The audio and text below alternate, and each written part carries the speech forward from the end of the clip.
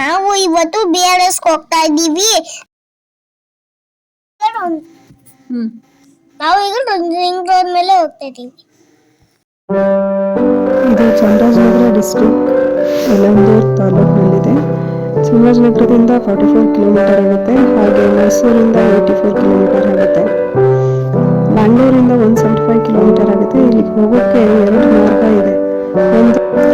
ಒಂದು ಟಿ ನರಸೀಪುರ ಯಳಂದೂರು ಕಡೆಯಿಂದ ಹೋಗ್ಬೋದು, ಇನ್ನೊಂದು ಹಾಗೆ ಚಾಮರಾಜನಗರ ಕಡೆಯಿಂದ ಬಂದರೆ ಚಂದಕವಾಡಿ, ವಂಡರ್ಬಾಲು, ಕೇಗುಡಿ ಈ ಮಾರ್ಗದಿಂದ ಬರಬಹುದು. ಹಾಗೆ ಕೇಗುಡಿ ಕಡೆಯಿಂದ ಬಂದರೆ ಸಫಾರಿ ಇರುತ್ತೆ, ಬೇಕಿದ್ದರೆ ಹೋಗ್ಬೋದು.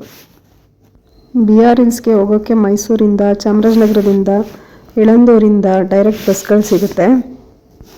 ಈ ಕಾಡಿನಲ್ಲಿ ಪ್ರಾಣಿಗಳು ಜಿಂಕೆ, ನವಿಲು, ಸೀಳ್ನಾಯಿ, ಆನೆ, ಹುಲಿ, 200 ವೆರೈಟೀಸ್ ಆಫ್ ಬರ್ಡ್ಸ್ ಇದೆ ಅಂತ ಹೇಳ್ತಾರೆ. ಇಲ್ಲಿ ಹುಲಿಗಳು ಜಾಸ್ತಿ ಇರೋದ್ರಿಂದ 2011ರಲ್ಲಿ ಗೌರ್ಮೆಂಟ್ ಈ ಪ್ರದೇಶನ ಟೈಗರ್ ರಿಸರ್ವಾರ್ ಅಂತ ಗುರುತಿಸಿದೆ. ಆದ್ದರಿಂದ ಈ ಪ್ರದೇಶದಲ್ಲಿ ಎಲ್ಲಂದರಲ್ಲಿ ಕೆಳಗಿಳಿದು ಫೋಟೋ ತಗೊಳ್ಳೋಕ್ಕೆ ಆಗೋಲ್ಲ. ನೀವೇನಾದರೂ ಆ ಥರ ಮಾಡಿದರೆ ಫಾರೆಸ್ಟ್ ಆಫೀಸರ್ ಬಂದು ಫೈನ್ ಹಾಕ್ತಾರೆ. BRS ಹಚ್ಚ ಹಸಿರಿಂದ ಕೂಡಿದೆ, ತುಂಬ ಚೆನ್ನಾಗಿರುತ್ತೆ ನೋಡೋಕ್ಕೆ. ಕೇಗುಡಿಯಲ್ಲಿ ಸಫಾರಿ ಇರುತ್ತೆ. ನೀವೇನಾದರೂ ಸಫಾರಿಗೆ ಹೋಗ್ಬೇಕಂತ ಪ್ಲ್ಯಾನ್ ಮಾಡಿದರೆ ಟೈಮಿಂಗ್ಸ್ ಇದೆ. 6:30ಯಿಂದ 8 ಗಂಟೆ ತನಕ ಬೆಳಿಗ್ಗೆ, ಮಧ್ಯಾಹ್ನ 3 ಗಂಟೆಯಿಂದ 5 ಗಂಟೆ ತನಕ ಇರುತ್ತೆ. ಇದು ಚೆಕ್ ಪೋಸ್ಟು. ಚೆಕಿಂಗ್ ಮಾಡಿ ವೆಹಿಕಲ್ ನಂಬರ್ ಬರ್ಕೊಂಡು 30 ರೂಪೀಸ್ ಇಸ್ಕೊತಾರೆ. ಹಾಗೆ ಗಣೇಶನಿಗೆ ಮಂಗಳಾರತಿ ಮಾಡಿ ಮಂಗಳಾರತಿ ಕೊಡ್ತಾರೆ. ಸಫಾರಿಗೆ ಹೋಗೋರಿಗೆ 450 ರೂಪಾಯಿ ಚಾರ್ಜ್ ಮಾಡ್ತಾರೆ ಒಬ್ರಿಗೆ. ಹಾಗೆ ಕ್ಯಾಮ್ರಾಗೆ ಎಕ್ಸ್ಟ್ರಾ ಚಾರ್ಜಸ್ ಇರುತ್ತೆ. BRSನಲ್ಲಿ ಸೋಲಿಗರು ಜಾಸ್ತಿ ಇರ್ತಾರೆ. ನಾನು ಆಗಲೇ ಹೇಳಿದಾಗೆ ಇಲ್ಲಿಗೆ ಡೈರೆಕ್ಟ್ ಬಸ್ ಫೆಸಿಲಿಟೀಸ್ ಇರುತ್ತೆ. ಹಾಗೆ ರೂಮ್ಸ್ಗಳು ಅವೈಲಬಲ್ ಇರುತ್ತೆ.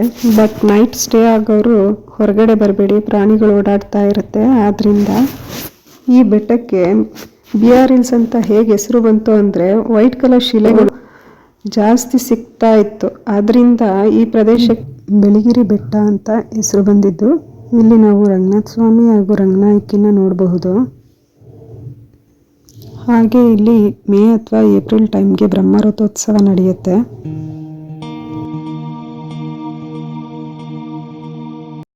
ಈಗ ಇಲ್ಲಿ ಅಣಿಗೆ ತಿಲಕ ಇಡಿಸ್ಕೊತಾ ಇದ್ದಾರೆ. ನಾವು ಸಂಜೆ ಟೈಮಲ್ಲಿ ಬಂದಿರೋದ್ರಿಂದ ರಶ್ ಇಲ್ಲ, ಜಾಸ್ತಿ ಜನ ಇಲ್ಲ, ಕ್ಲೋಸಿಂಗ್ ಟೈಮು.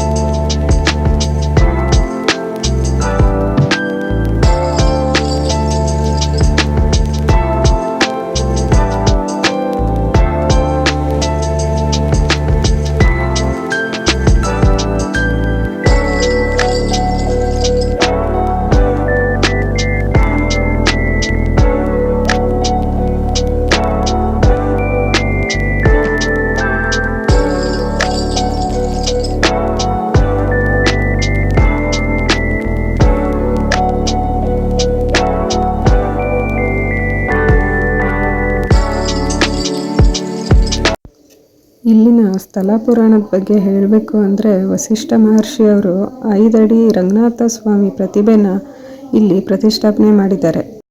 ಪುರಾಣದಲ್ಲಿ ಇನ್ನೂ ಒಂದು ವಿಷಯ ಗೊತ್ತಾಗುತ್ತೆ.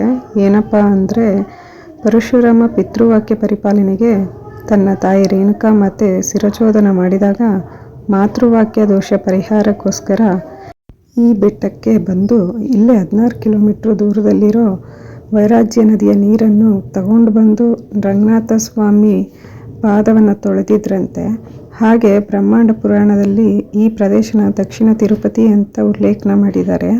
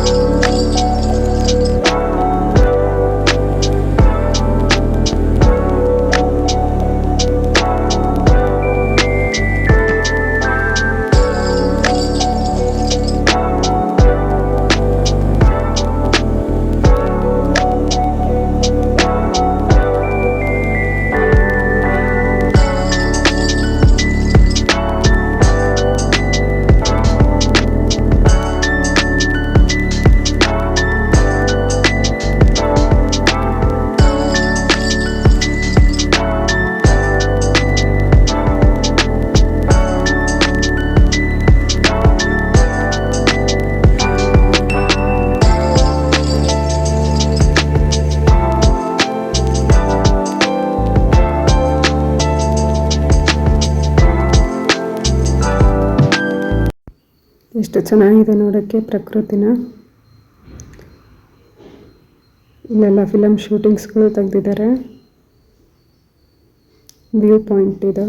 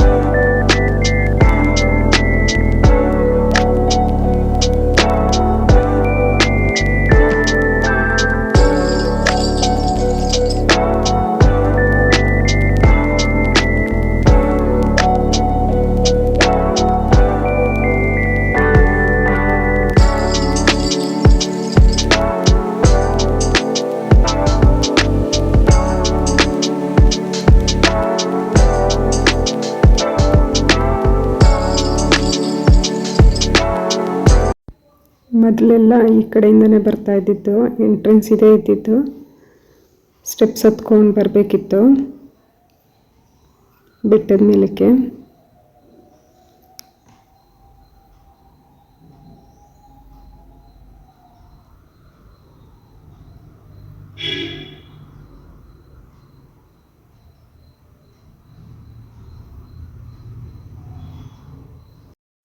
ಓನ್ ವೆಹಿಕಲ್ ಕಾರ್ನಲ್ಲಿ ಬಂದರೆ ಈ ಕಡೆ ಬೆಟ್ಟದ ಮೇಲೆ ಇಲ್ಲಿವರೆಗೂ ಬರ್ಬೋದು.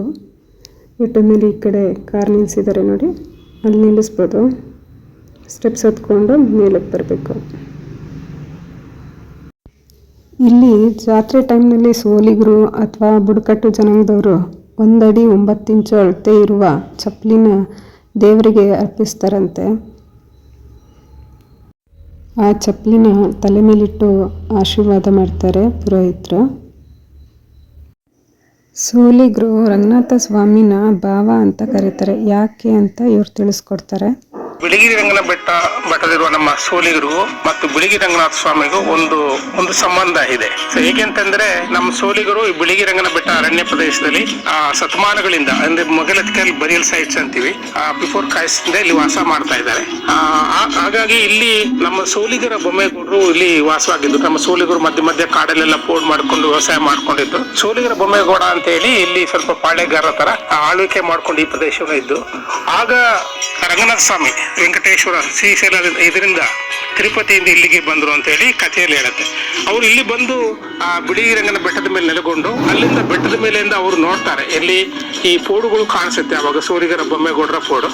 ಸೊ ಪೋಡು ಕಂಡಾಗ ಅವರು ಆ ಪೋಡಲ್ಲಿ ಯಾರಿದ್ದಾರೆ ಏನಿದ್ದಾರೆ ಅಂತ ಹೇಳಿ ನೋಡಕ್ಕೆ ಅಂತ ಹೇಳಿ ಬರ್ತಾರೆ. ಸೊ ಬಂದು ನೋಡುವಾಗ ಏನಾಗುತ್ತೆ, ಅಲ್ಲಿ ಅವರು ಅವರ ನಿಜ ರೂಪದಲ್ಲಿ ಬರೋದಿಲ್ಲ, ಸ್ವಾಮಿ ಅವತಾರದಲ್ಲಿ ಬರೋದಿಲ್ಲ, ದಾಸಯ್ಯನ ವೇಷ ಹಾಕೊಂಡು ಅವರು ಬರ್ತಾರೆ ಅಂತ ಹೇಳಿ ನಮ್ಮ ಸಮುದಾಯದವರು ಮತ್ತೆ ಬೇರೆಯವರು ಕಥೆಗಳಲ್ಲಿ ಹೇಳ್ತಾರೆ. ಸೊ ಬಂದಾಗ ಏನಾಗುತ್ತೆ, ಅವ್ರು ಭಿಕ್ಷೆ ಬೆಳಲಿಕ್ಕೆ ಅಂತ ಹೇಳಿ ಬರ್ತಾರಂತೆ, ನೋಡ್ಲಿಕ್ಕೆ ಅಂತ ಹೇಳಿ, ಯಾಕಂದ್ರೆ ಅವತಾರವನ್ನು ತೋರಿಸಬಾರ್ದು ಅನ್ನೋ ದೃಷ್ಟಿಯಿಂದ. ಆಗ ಸೋಲಿಗರ ಬೊಮ್ಮೆಗೌಡರಿಗೆ 7 ಜನ ಹೆಣ್ಣು ಮಕ್ಕಳು ಇರ್ತಾರೆ, ಗಂಡು ಮಕ್ಕಳು ಇರುತ್ತಿಲ್ಲ ಅವರಿಗೆ. ಸೊ ಅವರು ಒಂಥರ ರಾಜರ ತರ ಇಲ್ಲಿ ಆಳ್ವಿಕೆ ಮಾಡ್ತಾ ಇರ್ತಾರೆ. ಆ ಸಂದರ್ಭದಲ್ಲಿ ಅವ್ರು ಬಂದು ನೋಡಿದಾಗ ಅಲ್ಲಿ ಕೊನೆಯವಳು 7ನೇವಳು ಕುಸುಮಾಲೆ ಅಂತ ಹೇಳಿ, ಸೊ ಅವಳು ಬಹಳ ಸುಂದರವಾಗಿ ಇರ್ತಾಳೆ. ಆ ಸುಂದರತೆಯನ್ನ ನೋಡಿದ ತಕ್ಷಣ ಅವರು ರಂಗನಾಥ ಸ್ವಾಮಿ ಅವರು ಅವಳಿಗೆ ಇದಾಗ್ತಾರೆ, ಅವಳ ಮೇಲೆ ಪ್ರೀತಿ ಬಂದ್ಬಿಡುತ್ತೆ. ಸೊ ಹಾಗಾಗಿ ಅವ್ರನ್ನ ಹೇಗಾದರೂ ಮಾಡಿ ಮದುವೆ ಆಗಬೇಕು ಅನ್ನೋದು ಅವರಿಗೆ ಬಂದಿರುತ್ತೆ. ಆವಾಗ ಏನಾಗುತ್ತೆ, ಆಗ ನಂತರ ಏನಾಗುತ್ತೆ, ಅವ್ರು ಬಂದು ಇಲ್ಲಿ ನೋಡ್ತಾರೆ. ಅದಾದ ನಂತರ ಬಂದು ಅವರು ಕಾಡಿಗೆ ಬಂದಾಗ ನಮ್ಮ 7 ಜನ ಏನು ಬೊಮ್ಮೆಗೌಡ ಹೆಣ್ಣು ಮಕ್ಕಳು ಇದ್ದಾರೆ ಅವರಿಗೆ ರಂಗನಾಥ ಸ್ವಾಮಿ ಶಾಪ ಕೊಡ್ತಾರಂತೆ. ಏನಂದ್ರೆ ನಿಮ್ದು ಏನು ಇರಬಾರ್ದು ಅಂತ ಹೇಳಿ. ಸೊ ಅವ್ರನ್ನ ಆಗ ಶಾಪ ಕೊಟ್ಟ ನಂತರ ಏನಾಗುತ್ತೆ, ಅವರಲ್ಲಿ ಚಿನ್ನ ವೈಢೂರ್ಯಗಳು ಆಸ್ತಿಗಳೆಲ್ಲ ತುಂಬಾ ಇರ್ತಂತೆಲ್ಲ ಆಗ್ಬಿಡುತ್ತೆ. ತಿನ್ಲಿಕ್ಕೂ ಏನು ಊಟ ಇಲ್ಲ ದರದಲ್ಲಿ ಏನೋ ಶಾಪ ಕೊಡ್ತಾರಂತೆ ರಂಗನಾಥ ಸ್ವಾಮಿ ಅವರು. ಕೊಟ್ಟ ನಂತರ ಏನಾಗುತ್ತೆ, ಅವರು ಕಾಡಿಗೆ ಬರ್ತಾರೆ ಗೆಣಸು ಕೇಳಲಿಕ್ಕೆ. ಸೊ ಗೆಣಸನ್ನ ಕೇಳಲಿಕ್ಕೆ ಮತ್ತೆ ಜೇನು ಸಂಗ್ರಹಣೆ ಮಾಡ್ಲಿಕ್ಕೆ ಕಾಡಿಗೆ ಬರ್ತಾರೆ. ಸೊ ಬಂದಾಗ ಜೇನು ಕೀಳುವಾಗ ಜೇನನ್ನ ಕಿತ್ತು ಕೊಡ್ತಾರಂತೆ ರಂಗನಾಥ ಸ್ವಾಮಿ ತಿನ್ನಲಿಕ್ಕೆ ಕೊಡ್ತಾರೆ. ಮತ್ತೆ ಗೆಣಸನ್ನ ತಗೊಳ್ಲಿಕ್ಕೆ ಹೋದಾಗ ಅಲ್ಲಿ ರಂಗನಾಥ ಸ್ವಾಮಿ ಅವರಿಗೆ ಅವಳಿಗೆ ಎಲ್ರಿಗೂ ಗೆಣಸು ಸಿಗತ್ತಂತೆ. ರಂಗನಾಥ ಸ್ವಾಮಿ ಅವರಿಗೆ ಗೆಣಸು ಸಿಗದಂಗೆ ಮಾಡ್ತಾರೆ, ಯಾರಿಗೆ ಕುಸುಮಾಲೆಗೆ. ಸಿಗದಾಗೆ ಮಾಡಿದಾಗ ಕೊನೆಯದಾಗಿ ಗೆಣಸು ಸಿಗುತ್ತೆ. ಆಮೇಲೆ ಗೆಣಸನ್ನ ಕಾಡಲ್ಲಿ ಅಗ್ದು ಆಮೇಲೆ ನಮ್ಮಲ್ಲಿ 7 ಥರದ ಗೆಣಸಿದೆ, ನೂರೆ, ಬೆಲರೆ, ನೇವೆ ಅಂತೇಳಿ, ಸೋಲ, ಈ ಥರದ ಗೆಣಸಿದೆ. ಅದನ್ನು ಕೀಳುವಾಗ ಆಗ ಹೆಚ್ಚು ಗೆಣಸು ಸಿಗುತ್ತೆ. ಅವಾಗ ತುಂಬಾ ಹೊರೆ ಆಗುತ್ತೆ, ಎತ್ಕೊಂಡು ತಲೆಗೆ ಎತ್ತಿಡ್ಲಿಕ್ಕೆ ಯಾರು ಇರಲಿಲ್ಲ. ಆಗ ರಂಗನಾಥ ಸ್ವಾಮಿ ದಾಸಯ್ಯನ ವೇಷದಲ್ಲಿ ಬಂದು ನಾನು ನಿನಗೆ ಸಹಾಯ ಮಾಡ್ತೇನೆ ಅಂತಾರಂತೆ. ಸೊ ಆವಾಗ ಅವ್ರು ಕೇಳ್ತಾರಂತೆ, ಏನಾಗ್ತೀಯಾ ನೀನು, ನನಗೇನಾದ್ರು ಮಾಡ್ಬೇಕಲ್ಲ ಅಂತೇಳಿ. ಕೊನೆಗೆ ಅವರು ನಿನಗೆ ಭಾವನಾಗ್ತೀನಿ, ಅಣ್ಣನಾಗ್ತೀನಿ, ನೀನೇನಂತ ಹೇಳ್ತೀವಿ ನನಗೆ ಅಂತ ಹೇಳ್ತಾರಂತೆ. ಅವಾಗ ಇವರು ಅಣ್ಣನಾಗ್ತೀನಿ, ಭಾವನಾಗ್ತೀನಿ ಅಂತ ಹೇಳ್ತಾರಂತೆ ಕುಸುಮಾಲೆಲ್ಲ. ಸೊ ಅದಕ್ಕಾಗೋದಿಲ್ಲ, ಗಂಡನಾಗ್ತೀನಿ ಅಂತ ಹೇಳಿದ್ರೆ ಮಾತ್ರ ತೆಗಿತೀನಿ ಅಂತಾರಂತೆ. ಸೊ ಅವಾಗ ತೆಗಿತಾರೆ. ಸೊ ಆಮೇಲೆ ಏನಾಗುತ್ತೆ, ಅದಾದ ನಂತರ ಮತ್ತೆ ಒಂದಿನ ಹೋಗಿ ಅವ್ರು ನೋಡ್ತಾರೆ. ಅವಾಗ ಅವಳಿಗೆ ನಿಜ ರೂಪವನ್ನು ತೋರಿಸಿ ನಾನು ರಂಗನಾಥ ಸ್ವಾಮಿ ಅಂತ ಹೇಳಿ ಹೇಳ್ತಾರೆ. ಸೊ ಅದಾದ ನಂತರ ಒಂದು ದಿನ ಸೋಲಿಗರ ಬೊಮ್ಮೆಗೌಡನ ಮಗಳ ಮನೆಗೆ ಹೋಗಿ ಅಲ್ಲಿ ಉಳ್ಕೊಂಡು ರಾತ್ರಿ ದೊಡ್ಡ ಮಳೆ ಆಗತ್ತೆ ಅಂತ ಹೇಳಿ ಕಥೆಯಲ್ಲೆಲ್ಲ ಬರುತ್ತೆ. ಸೊ ಕೊನೆಗೆ ಏನಾಗುತ್ತೆ, ಅವಳನ್ನ ಕರ್ಕೊಂಡು ಹೋಗ್ತಾರೆ, ಎಲ್ಲಪ್ಪ ಅಂತ ಹೇಳ್ತೀವಿ ನಾವು, ಕರ್ಕೊಂಡು ಹೋಗ್ಬಿಡ್ತಾರೆ ರಂಗನಾಥ ಸ್ವಾಮಿ 9 ಗಂಟೆ ಅವು ನಮ್ಮ ಕುಸುಮಾಲೆಯನ್ನ. ಸೊ ಆವಾಗ ನಮ್ಮವರೆಲ್ಲ ಎಲ್ಲ ಪೂರ್ಣ ಮುಖಂಡಗಳೆಲ್ಲ ಸೇರ್ಕೊಂಡು ಹೋಗಿ ಹುಡುಕ್ತಾರೆ, ಎಲ್ಲಿ ಹೋದ್ರು ಅಂತೇಳಿ. ಸೊ ಹಾಗಾಗಿ ಗವಿ ಬೋರೆ ಅಂತ ಇದೆ ಇಲ್ಲಿ, ಸುಮಾರು ಕಾಡಲ್ಲಿದೆ ಕಥೆಗಳು.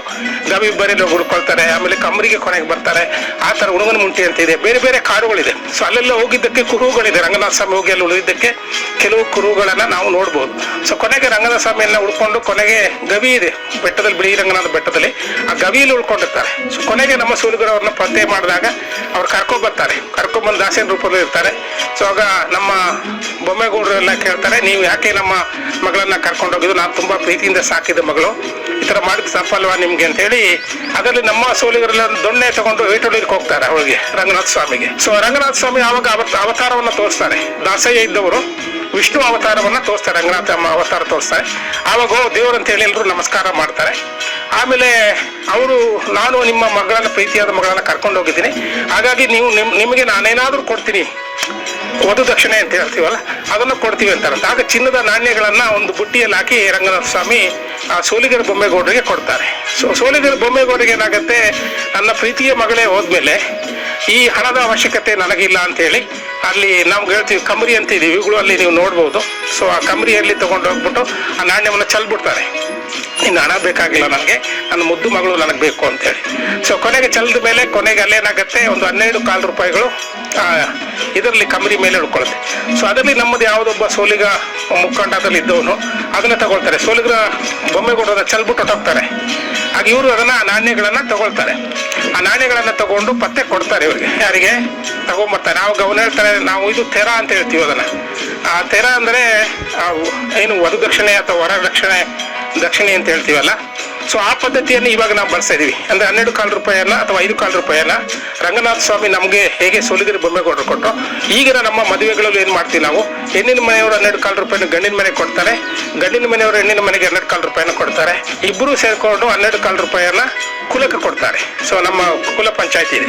ಸೊ ಅಲ್ಲಿ ನಮ್ಗೆ ವರದಕ್ಷಿಣೆ ಇಲ್ಲ, ನಮ್ಮಲ್ಲಿ ಸೋಲಿಗಲ್ಲಿ ವರದಕ್ಷಿಣೆನ ಪದ್ಧತಿ ಇಲ್ಲ. ಸೊ ಇದನ್ನು ಯಾವಾಗಪ್ಪ ಅಂತಂದ್ರೆ ರಂಗನಾಥ ಸ್ವಾಮಿ ಕೊಟ್ಟಾಗ ಇದು ಬಂದಿದೆ, ಇಲ್ಲ ಆವಾಗ ಇರ್ಲಿಲ್ಲ ನಮ್ಮಲ್ಲಿ. ಸೊ ಅದು ನಮ್ಗೆ, ಹಾಗಾಗಿ ನಾವೇನ್ ಹೇಳ್ತೀವಿ, ಈಗ ಕೊಟ್ಟ ನಂತರ ಅವರು ಹೋಗ್ತಾರೆ.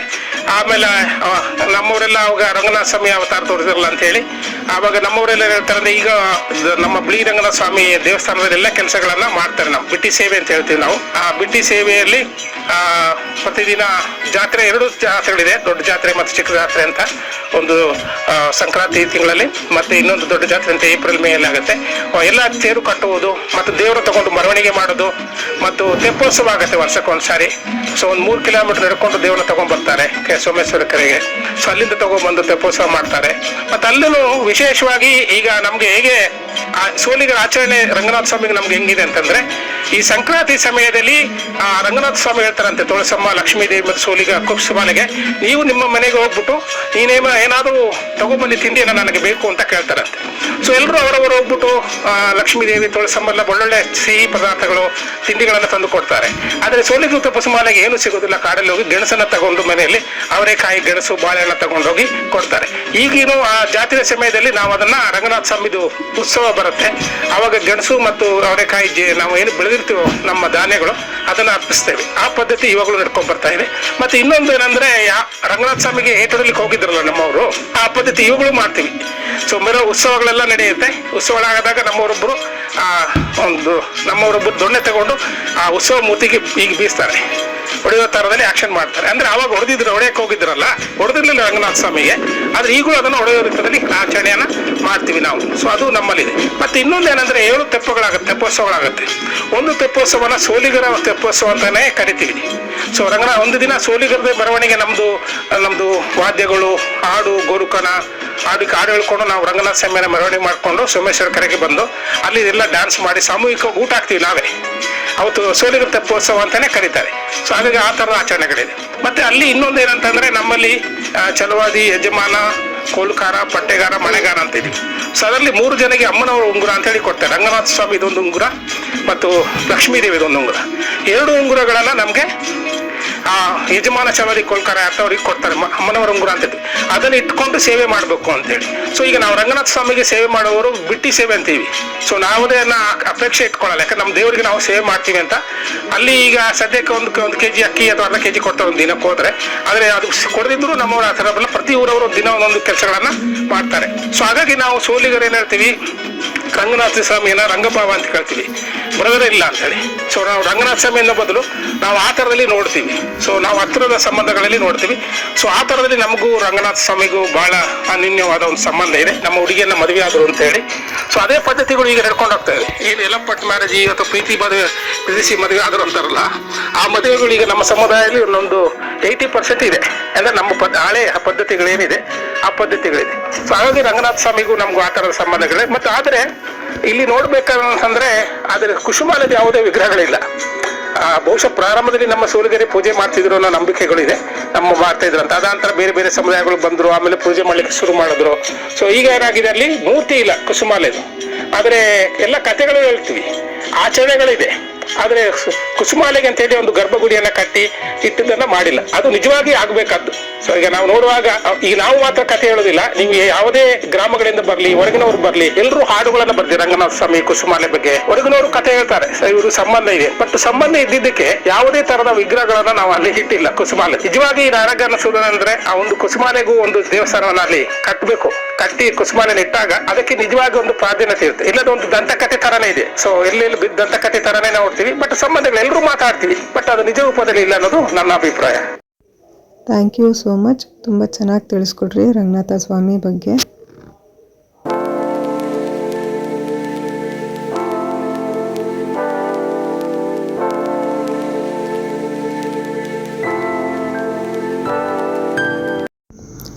ಆರು ಗಂಟೆಗೆ ಚೆಕ್ ಪೋಸ್ಟ್ ಹತ್ರ ಗೇಟ್ ಕ್ಲೋಸ್ ಮಾಡ್ತಾರೆ. ಅದು 6 o'clock ಮೇಲೆ ಬಂದರೆ ಫೈನ್ ಹಾಕ್ತಾರೆ. ಅದಕ್ಕೋಸ್ಕರ ಎಲ್ಲರೂ ಬೇಗ ಬೇಗ ಹೋಗ್ತಾ ಇದ್ದಾರೆ. ನಾವು ಹೊರಡ್ತಾ ಇದ್ದೀವಿ.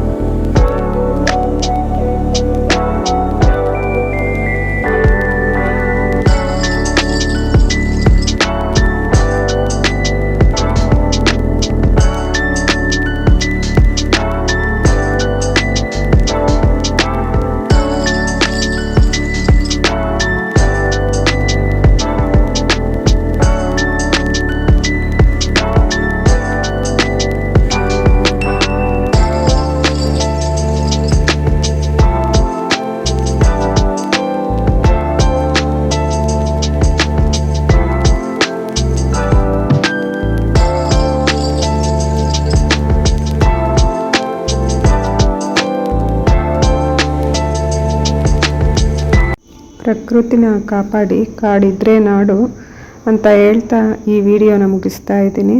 Thank you for watching. Bye bye.